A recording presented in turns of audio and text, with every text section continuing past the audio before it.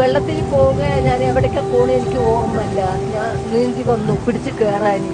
അങ്ങനെ കയറി കയറി ഇങ്ങനെ പോയപ്പോൾ അവിടെ ആന മൂന്നെണ്ണം ഉണ്ട്. അതിലൊരു കവുങ്ങിൻ്റെ മരം ഉണ്ടായി. ആ മരത്തിനെ കെട്ടിപ്പിടിച്ചിട്ട് ഞാൻ ഈ ആനൻ്റെ മുഖത്ത് നോക്കിയിട്ട് പറഞ്ഞു, ഒരു കൊമ്പനാണ്. ആന ഇങ്ങനെ എന്നെ നോക്കി ഇങ്ങനെ ഉണ്ടാവും ചെവിയാട്ടി നിൽക്കുന്നുണ്ട്. അപ്പം ഞാൻ പറഞ്ഞ്, ഞങ്ങൾ വലിയ ദുരിതത്തിൽ നിന്നാണ് രക്ഷപ്പെട്ട് വരുന്നത്.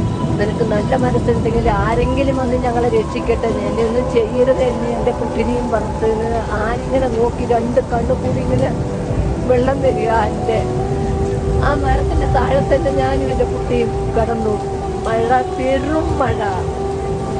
രാത്രി 1:30 സംഭവിച്ചിട്ട് 6 മണി വരെ രാവിലെ ആ മരത്തിൻ്റെ താഴെ ഞങ്ങൾ കിടന്നു.